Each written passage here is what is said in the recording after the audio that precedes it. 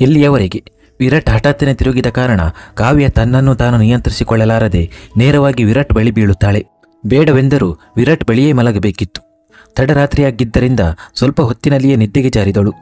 ಮುಂದಿನ ಕ್ಷಣದಲ್ಲಿ ವಿರಾಟ್ ಮತ್ತೆ ತಿರುಗಿ ಅವಳ ಸೊಂಟದ ಸುತ್ತ ತನ್ನ ಒಂದು ತೋಳನ್ನು ಸುತ್ತುತ್ತಾನೆ.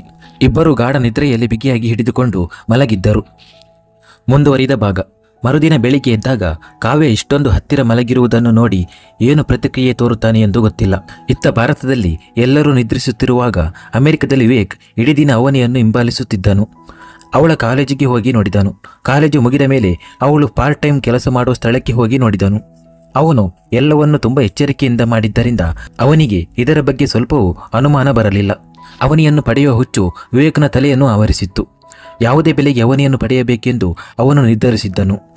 ಅವನು ತನ್ನ ಯೋಜನೆಯನ್ನು ರೂಪಿಸಿಕೊಂಡು ಅವನಿ ಓದುವ ಕಾಲೇಜಿನಲ್ಲಿ ಸೇರಿಕೊಂಡು ಅವಳು ಕೆಲಸ ಮಾಡುವ ಸ್ಥಳದಲ್ಲಿ ಕೆಲಸವನ್ನು ಪಡೆದನು. ಎಲ್ಲವೂ ಅವನು ಬಯಸಿದಂತೆಯೇ ನಡೆಯುತ್ತಿತ್ತು. ಈಗ ಅವನಿಗೆ ಹಣದ ಅವಶ್ಯಕತೆ ಇತ್ತು. ಅವನ ಬ್ಯಾಂಕ್ ಖಾತೆ ಖಾಲಿಯಾಗಿತ್ತು ಮತ್ತು ಅವನ ತಾತ ಅವನ ಕಾರ್ಡುಗಳನ್ನು ಬ್ಲಾಕ್ ಮಾಡಿದ್ದರು ಎಂದು ಅವನಿಗೆ ತಿಳಿದಿತ್ತು. ಆದರೆ ಅವನ ತಪ್ಪನ್ನು ಅವನು ಅರಿತುಕೊಳ್ಳಲಿಲ್ಲ. ನನಗೆ ಈ ಜನರ ಹಣದ ಅವಶ್ಯಕತೆ ಇಲ್ಲ, ನಾನು ಎಲ್ಲವನ್ನು ನಾನೇ ಮಾಡಿಕೊಳ್ಳಬಲ್ಲೆ ಎಂದು ತನ್ನ ಎಲ್ಲ ಹಣವನ್ನು ತೆಗೆದುಕೊಂಡು ಕ್ಯಾಸಿನೋಗೆ ಹೋದನು. ಅವನ ಸ್ನೇಹಿತರು ಸಹ ಅವನೊಂದಿಗೆ ಹೋದರು. ಎಂದಿನಂತೆ ತನ್ನ ಪಾಲಿಗೆ ಅದೃಷ್ಟವೇ ಸಹಾಯ ಮಾಡುತ್ತದೆ. ಕೆಲವೇ ನಿಮಿಷಗಳಲ್ಲಿ ಅವನ ಬಳಿ ಒಳ್ಳೆಯ ಹಣ ಬಂದಿತ್ತು. ತನ್ನ ಅದೃಷ್ಟವನ್ನು ನೋಡಿ ಅವನು ಮನದಲ್ಲಿ ನಾನು ಬಯಸಿದೆಲ್ಲವನ್ನೂ ಸಾಧಿಸಿದೆ, ನೀನು ಯಾರು ಮಿಸ್ ಅಪರಿಚಿತೆ, ಇನ್ನು ಕೆಲವೇ ದಿನಗಳಲ್ಲಿ ನನ್ನ ಇಷ್ಟದಂತೆ ನೀನು ನನ್ನ ತೋಳಿಗೆ ಬರುತ್ತೀಯ ಎಂದು ಖುಷಿಯಿಂದ ಅಂದುಕೊಂಡನು. ತನ್ನ ಗೆಲುವಿನ ಸಂತೋಷದಲ್ಲಿ ಅವನು ತನ್ನ ಸ್ನೇಹಿತರಿಗೆ ಬಿಯರ್ ಕುಡಿಯಲು ಕೊಟ್ಟು ತಾನು ಒಂದು ಬಿಯರ್ ಕ್ಯಾನ್ ಅನ್ನು ತನ್ನ ತುಟಿಗೆ ಹಚ್ಚಿಕೊಂಡನು. ಅಲ್ಲಿ ಇದ್ದ ಒಬ್ಬ ಹುಡುಗಿ ವಿವೇಕನ ಮೇಲೆ ಕಣ್ಣು ಹಾಯಿಸುತ್ತಿದ್ದಳು. ಬಹುಶಃ ಅವಳು ಅವನೊಂದಿಗೆ ಸ್ನೇಹ ಬೆಳೆಸಲು ಬಯಸಿದ್ದಿರಬಹುದು. ಆದರೆ ವಿವೇಕ್ಗೆ ಈಗ ಅವನಿ ಬಿಟ್ಟು ಬೇರೆ ಯಾರೂ ಬೇಕಿರಲಿಲ್ಲ. ಹಾಗಾಗಿ ಅವಳತ್ತ ಗಮನ ಕೊಡದೆ ತನ್ನ ಬಿಯರ್ ಮುಗಿಸಿ ಮನೆಗೆ ಹೊರಟು ಬಿಟ್ಟನು. ರಾತ್ರಿ ಗಾಢವಾದರೂ ವಿವೇಕ್ಗೆ ನಿದ್ರೆ ಬರಲಿಲ್ಲ. ಅವನಿ ಬಗ್ಗೆ ಯೋಚಿಸುತ್ತಾ ಹಾಸಿಗೆಯಲ್ಲಿ ಹೊರಳಾಡುತ್ತಿದ್ದನು. ಬೇಗ ಬೆಳಿಗ್ಗೆ ಆಗಲಿ ಮತ್ತು ತನ್ನ ಯೋಜನೆಯನ್ನು ಪ್ರಾರಂಭಿಸಬೇಕು ಎಂದು ಅವನು ಕಾಯುತ್ತಿದ್ದನು. ಇದೆಲ್ಲವೂ ಅವನ ಮನಸ್ಸಿನಲ್ಲಿ ನಡೆಯುತ್ತಿತ್ತು. ಇನ್ನೊಂದೆಡೆ ಭಾರತದಲ್ಲಿ ಬೆಳಿಗ್ಗೆ ಆಗಿತ್ತು. ಸೂರ್ಯ ತನ್ನ ಕೆಂಪು ಬಣ್ಣವನ್ನು ಎಲ್ಲೆಡೆ ಹರಡುತ್ತಿದ್ದನು. ಬೆಳಿಗ್ಗೆ 8 ಗಂಟೆ ಆಗುತ್ತಿತ್ತು. ಆದರೆ ವಿರಾಟ್ಗಾಗಲಿ ಕಾವ್ಯಾಳಿಗಾಗಲಿ ಯಾವುದೇ ಅರಿವು ಇರಲಿಲ್ಲ. ಅವರಿಬ್ಬರು ಒಂದೇ ಹೊದಿಕೆಯಲ್ಲಿ ತುಂಬ ಹತ್ತಿರವಾಗಿ ನಿದ್ರಿಸುತ್ತಿದ್ದರು. ವಿರಾಟ್ ಇನ್ನೂ ಅವಳನ್ನು ತನ್ನ ತೋಳಿನಲ್ಲಿ ಹಿಡಿದಿದ್ದನು. ಕಾವ್ಯ ಅವನ ಎದೆಯ ಮೇಲೆ ತನ್ನ ತಲೆಯನ್ನು ಇಟ್ಟುಕೊಂಡು ಸುಖವಾಗಿ ನಿದ್ರಿಸುತ್ತಿದ್ದಳು. ಬೆಳಿಗ್ಗೆ 9 ಗಂಟೆಗೆ ತಾನು ಒಂದು ಮೀಟಿಂಗನ್ನು ನಿಗದಿಪಡಿಸಿರುವುದು ವಿರಾಟಿಗೆ ನೆನಪಿರಲಿಲ್ಲ. ಅವನು ಇನ್ನೂ 8 ಗಂಟೆಗೆ ನಿದ್ರಿಸುತ್ತಿದ್ದನು. ಅವನ ಮ್ಯಾನೇಜರ್ ಅವನಿಗಾಗಿ ಕಾಯುತ್ತಿದ್ದನು. ಏಕೆಂದರೆ ವಿರಾಟ್ 9 ಗಂಟೆಗೆ ಮೀಟಿಂಗ್ ಇಟ್ಟಿದ್ದರೆ ಅವನು 1 ಗಂಟೆ ಮೊದಲೇ ಬರುತ್ತಾನೆ ಎಂದು ಅವನಿಗೆ ಗೊತ್ತಿತ್ತು. ಆದರೆ ಇಂದು ಮೊದಲ ಬಾರಿಗೆ 8 ಗಂಟೆ ಆದರೂ ವಿರಾಟ್ ಬರಲಿಲ್ಲ. ಅವನಿಂದ ಯಾವುದೇ ಕರೆ ಬರಲಿಲ್ಲ. ಮನೆಯಲ್ಲಿ ಎಲ್ಲರೂ ಎದ್ದಿದ್ದರು. ವಿರಾಟ್ ಮತ್ತು ಕಾವ್ಯ ಇಬ್ಬರೂ ಇನ್ನೂ ನಿದ್ರಿಸುತ್ತಿರುವುದನ್ನು ನೋಡಿ ಎಲ್ಲರೂ ಆಶ್ಚರ್ಯಚಕಿತರಾದರು. ಕಹಾನಾಳಿಗೆ ಕಳೆದ ರಾತ್ರಿ ನಡೆದದ್ದು ನೆನಪಾಯಿತು. ತಾನು ತನ್ನ ಸಹೋದರನ ಸತ್ಯವನ್ನು ಕಾವ್ಯಾಳಿಗೆ ಹೇಗೆ ಹೇಳಿದ್ದೇನು ಎಂದು. ಅವಳ ಮನಸ್ಸಿನಲ್ಲಿ ರಾತ್ರಿ ಏನಾಯಿತು, ಅತ್ತಿಗೆ ತನ್ನ ಸಹೋದರನೊಂದಿಗೆ ಏನಾದರೂ ಮಾತನಾಡಿದ್ದಾರಾ, ಇಬ್ಬರೂ ಒಬ್ಬರನ್ನೊಬ್ಬರು ಅರ್ಥ ಮಾಡಿಕೊಂಡಿದ್ದಾರಾ ಎಂದು ಯೋಚಿಸುತ್ತಿದ್ದಳು. ಏನಾಯಿತು ಎಂದು ಅವಳಿಗೆ ಗೊತ್ತಿರಲಿಲ್ಲ. ಎಲ್ಲವೂ ಚೆನ್ನಾಗಿ ಆಗಲಿ ಎಂದು ಅವಳು ಬಯಸುತ್ತಿದ್ದಳು. ಎಲ್ಲರೂ ರಾತ್ರಿ ಪಾರ್ಟಿಗೆ ಯೋಜನೆ ಮಾಡಲು ಶುರು ಮಾಡಿದರು. ಸುಮಾರು 8 ಗಂಟೆ ಹಾಗೂ 30 ನಿಮಿಷಕ್ಕೆ ವಿರಾಟ್ಗೆ ಅವನ ಮ್ಯಾನೇಜರ್ ಕರೆ ಮಾಡಿದನು. ಮೊದಲ ಬಾರಿಗೆ ವಿರಾಟ್ಗೆ ತನ್ನ ಫೋನ್ನ ರಿಂಗ್ ಕೇಳಿಸಲಿಲ್ಲ. ಆದರೆ ಕಾವ್ಯಾಳಿಗೆ ಸ್ವಲ್ಪ ಎಚ್ಚರವಾಗಿತ್ತು, ಆದರೆ ಸಂಪೂರ್ಣವಾಗಿ ಅಲ್ಲ. ಫೋನ್ ಇನ್ನೂ ರಿಂಗಣಿಸುತ್ತಿತ್ತು. ಕಾವ್ಯ ತನ್ನ ನಿದ್ರಾವಸ್ಥೆಯ ಕಣ್ಣುಗಳನ್ನು ತೆರೆದಳು. ಅವನನ್ನು ಇಷ್ಟೊಂದು ಹತ್ತಿರದಲ್ಲಿ ನೋಡಿದಾಗ ಅವಳ ಉಸಿರು ನಿಂತು ಹೋಯಿತು. ಅವಳು ಹೇಗೆ ವಿರಾಟ್ಗೆ ಇಷ್ಟೊಂದು ಹತ್ತಿರ ಬಂದಳು, ಅಥವಾ ವಿರಾಟ್ ಯಾವಾಗ ಅವಳ ಬಳಿಗೆ ಬಂದನು ಎಂದು ಅವಳಿಗೆ ನಂಬಲಾಗಲಿಲ್ಲ. ಫೋನ್ನ ರಿಂಗ್ ನಿಂತು ಹೋಯಿತು. ಆದರೆ ವಿರಾಟ್ಗೆ ಏನೂ ಗೊತ್ತಾಗಲಿಲ್ಲ. ಕಾವ್ಯ ಇನ್ನೂ ವಿರಾಟ್ನ ಮುಖವನ್ನು ನೋಡುತ್ತಿದ್ದಳು. ಒಮ್ಮೆಲೆ ಕಳೆದ ರಾತ್ರಿ ನಡೆದದ್ದು ಅವಳ ನೆನಪಿಗೆ ಬಂತು. ವಿರಾಟ್ ವರ್ಷಾಳಿಗಾಗಿ ಅಳುತ್ತಿದ್ದ ದೃಶ್ಯ ಅವಳ ಮನಸ್ಸಿನಲ್ಲಿ ಮತ್ತೆ ಮತ್ತೆ ಕಾಣಿಸಿಕೊಂಡಿತು. ಅವಳು ಮತ್ತೆ ಭಾವುಕಳಾದಳು. ಬಹುಶಃ ವಿರಾಟ್ನ ನೋವನ್ನು ಅನುಭವಿಸುತ್ತಿದ್ದರಿಂದಲೋ ಅಥವಾ ಬೇರೆ ಯಾವ ಕಾರಣಕ್ಕೋ ಅವಳು ವಿರಾಟ್ನ ಮುಖವನ್ನು ನೋಡುತ್ತಾ ಕುಳಿತಿದ್ದಳು. ಅದೇ ಸಮಯದಲ್ಲಿ ವಿರಾಟ್ನ ಫೋನ್ ಮತ್ತೆ ಸದ್ದು ಮಾಡಿತು. ಅದು ಕಾವ್ಯಳನ್ನು ಎಚ್ಚರಗೊಳಿಸಲು ಸಾಕಾಯಿತು. ಅವಳು ಒಮ್ಮೆಗೆ ಎದ್ದಳು. ಆದರೆ ವಿರಾಟ್ ಅವಳನ್ನು ಬಲವಾಗಿ ಹಿಡಿದಿದ್ದರಿಂದ ಎದ್ದೇಳಲು ಸಾಧ್ಯವಾಗಲಿಲ್ಲ. ಈ ಬಾರಿ ಫೋನ್ನ ರಿಂಗ್ಗೆ ವಿರಾಟ್ ಕೂಡ ಎಚ್ಚರಗೊಂಡನು. ಇದನ್ನು ನೋಡಿ ಕಾವ್ಯ ಮನಸ್ಸಿನಲ್ಲಿ, ಓ ಗಾಡ್, ಇಂದು ನಾನು ಎಲ್ಲಿ ಸಿಕ್ಕಿ ಹಾಕಿಕೊಂಡೆ, ಈ ಶ್ಯಾಡಿಸ್ನಿಂದ ನನ್ನನ್ನು ರಕ್ಷಿಸು ಎಂದು ಅಂದುಕೊಂಡಳು. ಭಯದಿಂದ ಅವಳು ಸ್ವಲ್ಪ ಸ್ವಲ್ಪ ನಡುಗುತ್ತಿದ್ದಳು. ಅದೇ ಸಮಯದಲ್ಲಿ ವಿರಾಟ್ ಕಣ್ಣು ತೆರೆದನು. ಕಣ್ಣು ತೆರೆದ ತಕ್ಷಣ ಅವನಿಗೆ ಕಾಣಿಸಿದ್ದು ಭಯ ಮತ್ತು ನಾಚಿಕೆಯಿಂದ ಕೆಂಪಾಗಿರುವ ಕಾವ್ಯಾಳ ಮುಗ್ಧ ಮುಖ. ಕಾವ್ಯ ತನ್ನ 2 ಕೈಗಳನ್ನು ಬಿಗಿಯಾಗಿ ಹಿಡಿದುಕೊಂಡು ಉಸಿರು ಬಿಡುತ್ತಿದ್ದಳು. ಕಾವ್ಯ ಅವನಿಗೆ ಇಷ್ಟೊಂದು ಹತ್ತಿರ ಇರುವುದನ್ನು ನೋಡಿ ವಿರಾಟ್ ಇನ್ನೂ ಹೆಚ್ಚು ಆಶ್ಚರ್ಯಚಕಿತನಾದನು.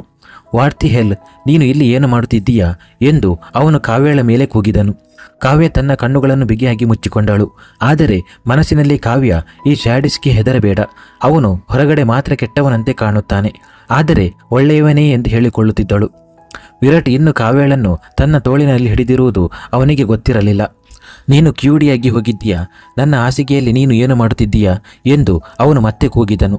ಮುಂದಿನ ಕ್ಷಣದಲ್ಲಿ ಕಾವ್ಯ ಆಳವಾದ ಉಸಿರು ಬಿಟ್ಟು ಅವನಿಗೆ ಅದೇ ಧ್ವನಿಯಲ್ಲಿ ಉತ್ತರಿಸಿದಳು. ಎಕ್ಸ್ಕ್ಯೂಸ್ ಮೀ, ನೀವು ಕ್ಯೂಡರ್ ಆಗಿರಬಹುದು, ಅದರ ಜೊತೆಗೆ ಕುರುಡರೂ ಆಗಿರಬಹುದು. ಏನು ಹೇಳಿದ್ದೀರಿ ನೀವು? ನಾನು ನಿಮ್ಮ ಹಾಸಿಗೆಯಲ್ಲಿ ಏನು ಮಾಡುತ್ತಿದ್ದೇನೆ ಎಂದಲ್ಲ. ಕಣ್ಣು ಬಿಟ್ಟು ನೋಡಿ ಮಿಸ್ಟರ್ ಶ್ಯಾಡಿಸ್, ಯಾರು ಯಾರ ಹಾಸಿಗೆಯಲ್ಲಿದ್ದಾರೆ ಎಂದು. ನಾನು ನಿಮ್ಮ ಹಾಸಿಗೆಯಲ್ಲಿದ್ದೇನಾ ಅಥವಾ ನೀವು ನನ್ನ ಹಾಸಿಗೆಯಲ್ಲಿದ್ದೀರಾ? ಮತ್ತು ನೀವು ನನ್ನನ್ನು ಎಷ್ಟು ಬಿಗಿಯಾಗಿ ಹಿಡಿದಿದ್ದೀರಿ ಎಂಬುದನ್ನು ನೋಡಿ. ನನಗೆ ಉಸಿರಾಡಲು ಕೂಡ ಸಾಧ್ಯವಾಗಿರಲಿಲ್ಲ. ಇದನ್ನು ಕೇಳಿ ವಿರಾಟ್ ತನ್ನನ್ನು ತಾನು ನೋಡಿಕೊಂಡನು. ಅವನು ಕಾವ್ಯಳನ್ನು ಬಿಗಿಯಾಗಿ ಹಿಡಿದಿದ್ದನು. ಇದನ್ನು ನೋಡಿ ಅವನು ಬೆಚ್ಚಿಬಿದ್ದು ಅವಳಿಂದ ದೂರ ಸರಿದನು. ಏನಾಯಿತು? ಯಾರು ಯಾರ ಹಾಸಿಗೆಯಲ್ಲಿದ್ದಾರೆ ಎಂದು ಈಗ ಗೊತ್ತಾಯಿತು ಅಲ್ವಾ? ಹೌದು, ನೀನು ನನ್ನನ್ನು ಬೈಯಲು ಬಂದಿದ್ದೀಯಾ.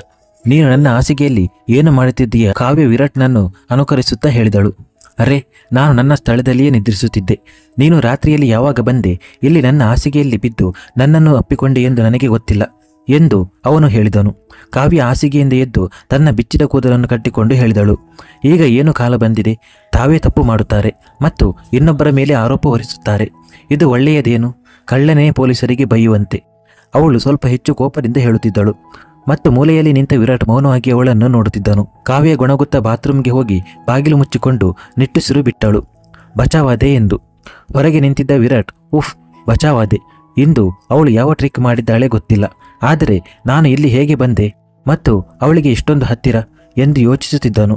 ಅವನು ತನ್ನ ತಲೆಯಲ್ಲಿ ಚೆನ್ನಾಗಿ ಯೋಚಿಸಿದಾಗ ತಾನು ಪಬ್ನಲ್ಲಿ ಕುಳಿತು ಮದ್ಯ ಸೇವಿಸುತ್ತಿದ್ದೆ ಎಂದು ನೆನಪಾಯಿತು. ನಂತರ ಯಾರೋ ತನ್ನನ್ನು ಮನೆಗೆ ಬಿಟ್ಟು ಹೋಗಿದ್ದರು. ಆದರೆ ಅದಕ್ಕಿಂತ ಮುಂದೆ ಅವನಿಗೆ ಏನೂ ನೆನಪಿರಲಿಲ್ಲ. ಬಹುಶಃ ನಾನು ಮದ್ಯದ ಅಮಲಿನಲ್ಲಿ ಅವಳ ಬಳಿ ಹೋಗಿ ಮಲಗಿರಬಹುದು ಎಂದು ಅವನು ತನ್ನನ್ನು ತಾನೇ ಸಮಾಧಾನಪಡಿಸಿಕೊಂಡನು. ಅವನ ಫೋನ್ ಮತ್ತೆ ರಿಂಗ್ ಮಾಡಿತು.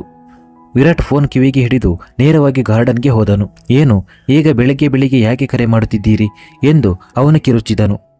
ಅವನ ಮ್ಯಾನೇಜರ್ ಭಯದಿಂದ, ಸರ್, 9 ಗಂಟೆ ಆಗುತ್ತಿದೆ, ನೀವು ಮೀಟಿಂಗ್ ಇಟ್ಟಿದ್ದೀರಿ ಮತ್ತು ನೀವು ಇನ್ನೂ ಬಂದಿಲ್ಲ ಎಂದು ಹೇಳಿದನು. ವಿರಾಟ್ ಮಧ್ಯದಲ್ಲಿ ಏನು 9 ಎಂದು ಹೇಳಿ ತಕ್ಷಣ ತನ್ನ ಮೊಬೈಲ್ನಲ್ಲಿ ಸಮಯವನ್ನು ನೋಡಿದನು. ನಾನು ಇಷ್ಟೊತ್ತು ಮಲಗಿದ್ದೇನೆ ಎಂದು ಮನಸ್ಸಿನಲ್ಲಿ ಆಶ್ಚರ್ಯಪಟ್ಟನು. ಸರ್, ಈಗ ನೀವು ಬರುತ್ತೀರಾ ಅಥವಾ ಎಂದು ಮ್ಯಾನೇಜರ್ ಕೇಳಲು ವಿರಾಟ್, ಒಂದು ಕೆಲಸ ಮಾಡು, ನನ್ನ ಇವತ್ತಿನ ಎಲ್ಲ ಮೀಟಿಂಗ್ಗಳನ್ನು ಕ್ಯಾನ್ಸಲ್ ಮಾಡು. ಇಷ್ಟು ಹೇಳಿ ಅವನು ಫೋನ್ ಕಟ್ಟು ಮಾಡಿ ಒಳಗೆ ಹೋದನು. ಅಲ್ಲಿಗೆ ಗಹನಾ ಬಂದಳು. ಅಣ್ಣ, ಇಂದು ನೀವು ತುಂಬ ತಡವಾಗಿ ಎದ್ದಿದ್ದೀರಿ ಎಂದಳು. ವಿರಾಟ್ ಅವಳನ್ನು ಕೆಟ್ಟ ನೋಟದಿಂದ ನೋಡಿದನು. ಅದು ಗಹನಾಳಿಗೆ ಸಾಕಾಗಿತ್ತು. ಅವಳು ತಲೆ ಬಾಗಿಸಿ ಅಲ್ಲಿಂದ ಹೋಗಿ ತಿಂಡಿ ತಿನ್ನಲು ಕುಳಿತಳು. ವಿರಾಟ್ಗೆ ತಲೆ ತುಂಬ ನೋಯುತ್ತಿತ್ತು ಮತ್ತು ಹಸಿವಾಗುತ್ತಿತ್ತು. ಅವನು ಕೂಡ ತಿಂಡಿ ತಿನ್ನಲು ಕುಳಿತನು. ವಿರಾಟ್ ಸ್ನಾನ ಮಾಡದೆ, ಯಾವುದೇ ರೀತಿಯಲ್ಲಿ ಸಿದ್ಧತೆ ಮಾಡದೆ ತಿಂಡಿ ತಿನ್ನಲು ಕುಳಿತದ್ದು ಇದೇ ಮೊದಲು. ಎಲ್ಲರೂ ಅವನನ್ನು ಮಂಗಳ ಗ್ರಹದಿಂದ ಬಂದವನಂತೆ ನೋಡುತ್ತಿದ್ದರು. ವಿರಾಟ್ ಎಲ್ಲರ ದೃಷ್ಟಿಗಳು ತನ್ನ ಮೇಲಿರುವುದನ್ನು ನೋಡಿ ಕೋಪದಿಂದ, ಏನು, ನಾನು ತಿನ್ನಬಾರದ ಎಂದು ಕೇಳಿದನು. ಅದೇ ಸಮಯದಲ್ಲಿ ಸ್ನಾನ ಮಾಡಿ ಹೊರಬಂದ ಕಾವ್ಯ ಕಾಣಿಸಿಕೊಂಡಳು. ಹಳದಿ ಬಣ್ಣದ ಚೂಡಿದಾರ್, ಬಿಚ್ಚಿದ ಕೂದಲು, ಮುಖದ ಮೇಲೆ ಸ್ವಲ್ಪ ಮೇಕಪ್, ಸ್ವಲ್ಪ ಲಿಪ್ಸ್ಟಿಕ್, ಹೊಳೆಯುವ ಸಿಂಧೂರ, ಇವೆಲ್ಲವೂ ಅವಳ ಸೌಂದರ್ಯವನ್ನು ಹೆಚ್ಚಿಸಿದ್ದವು. ಅವಳು 2 ಹೆಜ್ಜೆ ಮುಂದಿಡುವಾಗಲೇ ಭೂಪೇಂದ್ರರವರ ಗಂಭೀರವಾದ ಧ್ವನಿ ಎಲ್ಲರ ಕಿವಿಗೆ ಕೇಳಿಸಿತು. ನೀನು ನಿನ್ನೆ ರಾತ್ರಿ ಎಲ್ಲಿ ಹೋಗಿದ್ದಿ ವಿರಾಟ್? ತಾತನ ಕೋಪದ ಸ್ವರ ಕೇಳಿ ವಿರಾಟ್ ಒಂದು ಕ್ಷಣ ಹೆದರಿದನು. ಆದರೆ ಅದು ಅವನ ಮುಖದಲ್ಲಿ ಕಾಣಿಸಿಕೊಳ್ಳಲಿಲ್ಲ. ಹುಷಾರವರು ಅವನಿಗೆ ತಿಂಡಿ ಹಾಕಿದ್ದರು. ಅವನು ಮೊದಲ ತುತ್ತು ತೆಗೆದುಕೊಳ್ಳುವಾಗಲೇ ಭೂಪೇಂದ್ರರವರು ಅವನ ಎದುರು ಬಂದು, ನಾನು ಏನೋ ಕೇಳುತ್ತಿದ್ದೇನೆ, ಕೇಳಿಸುತ್ತಿದೆಯಾ? ನೀನು ಇಷ್ಟೊಂದು ತಡವಾಗಿ ಎಲ್ಲಿ ಹೋಗಿದ್ದಿ? ಮದ್ಯ ಸೇವಿಸಿ ಮನೆಗೆ ಬಂದಿದ್ದು ನಿನಗೆ ನಾಚಿಕೆಯಾಗಲಿಲ್ಲವಾ? ನೀನು ಇನ್ನೂ ಮಗುವಲ್ಲ, ಪ್ರತಿಯೊಂದನ್ನು ನಿನಗೆ ಹೇಳೋದಕ್ಕೆ. ನಿನಗೆ ಮದುವೆಯಾಗಿದೆ ಎಂದು ಮರೆಯಬೇಡ ಎಂದು ಹೇಳಿದರು.